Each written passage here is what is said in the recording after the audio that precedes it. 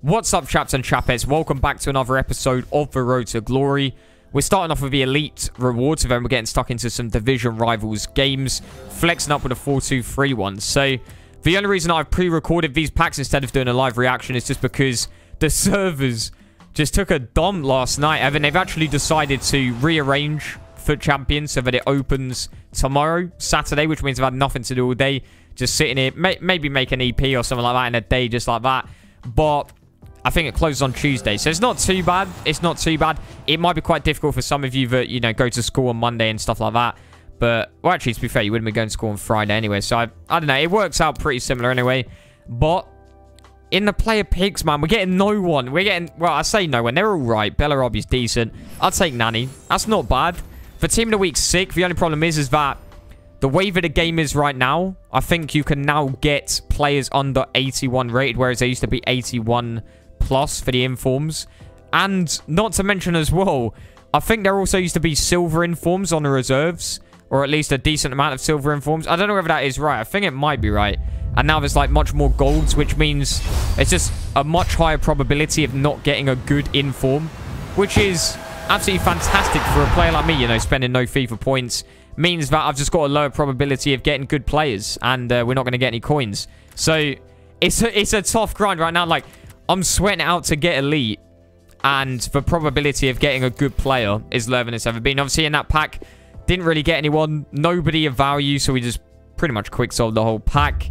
Getting into the next pack, elite, 3 total informs. I mean, Nani's not too bad. I don't know. It's just the problem is that, like I say, there is just such a wide pool of players in the elite informs that are just not going to be good. I've been done dirty. Been done dirty. That makes me shed a tear, man. I mean, look at that. That's no value there, unfortunately. If Nani had a bit more pace, he might be good. And it might actually be worth like 100k. Because he has 5-star skill moves, 5-star weak foot, but there's actually 6 informs there. Guarine actually isn't one of the ones that I packed. The other one's just another discard value. They're pretty much all discard value informs. So I just decided to keep them and get stuck into Division Rivals. So, first game we won 1-0. Not too bad. Second game, we're getting Mbirchy down this right-hand side. I love doing that fake shot. Like, the fake shot where you're going the same direction anyway. It kind of gives you a little bit of a speed boost. And it's quite hard for the defender to actually tackle you whilst you're doing that. So, seems to work quite well for me. Gomez getting the ball here. Happy to dribble the ball. He's so sick. Especially up the body fence. Just holding down RB or whatever. Just going to the left and right. Or just, of course, doing the right stick flick body feints as well. But I quite like the RB body feints this year. They seem to be really good with him. Especially with the high balance players. We do this lovely little turn here. Savage. Tucking it away. Cheeky stuff. And that is one of the great things about him as a CDM. He has got good finishing. And, I mean, I've basically already said this last episode, but he is the cheap Pogba. Absolutely incredible player. So, like I said as well, we just need to be on our grinds. Division Rivals. We've got an extra day, actually. I might grind some more Division Rivals. See if we can get up the division some more. Just ready for FUT Champions. I want to play against the top opponents. I know definitely at the start, Division 1 was pretty much just pro players. But now I'd assume there are some other decent players that are in there. But at the end of the day, it's still going to be a very, very tough competition. It is going to prepare you for FUT Champions. In fact, you might just go into FUT Champions after playing in some of the higher divisions and just be like, hang on a sec. This is easy. Like, I'm quite happy to sit cozy all day. But, I don't know. It's just, it prepares you for when you get to, I think, around about the sort of 8 wins mark. Or like around that sort of mark where it's like 10 wins. Starts to get more difficult. Start to play opponents who have like a higher record or whatever. So, it's always good. It's always good to get better at the game, I feel like. Especially with, you know, it's the same with Fortnite. You can either just play every single game, play it kind of safe, you know, camp in the bushes like my friend Connor. He's just absolutely shocking at the game. He's been playing it for so long, and he's so bad. I think he's won about, out of 1,000 games, I'm tempted to say about 3 games. Absolutely disgusting. And he fully sweats it for the win as well. It's not like he goes for kills or anything like that. With me, I've just been playing the super aggressive style, going for the kills. And that is the best way to improve. The aggressive play style is the best way to improve. Put yourself in a sort of, in the rough and tough situations, put yourself in a situation where you're forced to defend, you're forced to attack, and be efficient with your attacks. So one thing I'd actually recommend, for those of you that want to get better at the game, instead of just focusing on your general game, what I would do is kind of just focus on individual little pieces at a time. when going into a game. So maybe go into a game, focus on doing like skill moves. Just try and practice skill moves. Look online and have a look at some skill moves which you think might be effective. Learn certain skill moves at a time, because I feel like in this game especially, skill moves are very fluid.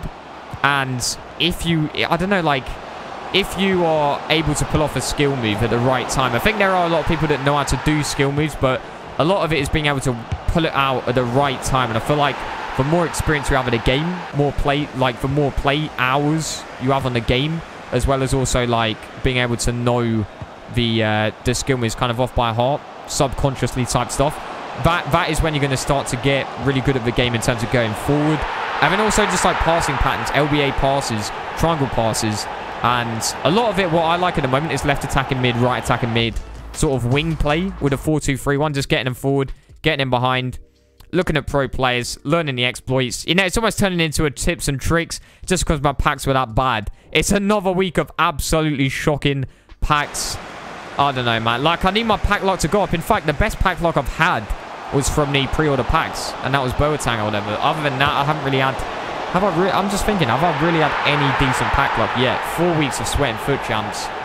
I don't think so. I don't think I've had any decent, really good packs, to be honest. In fact, on my other account, I think it was like 2 weeks ago, I got elite on this account. And then on the other account, I think I got like gold 1.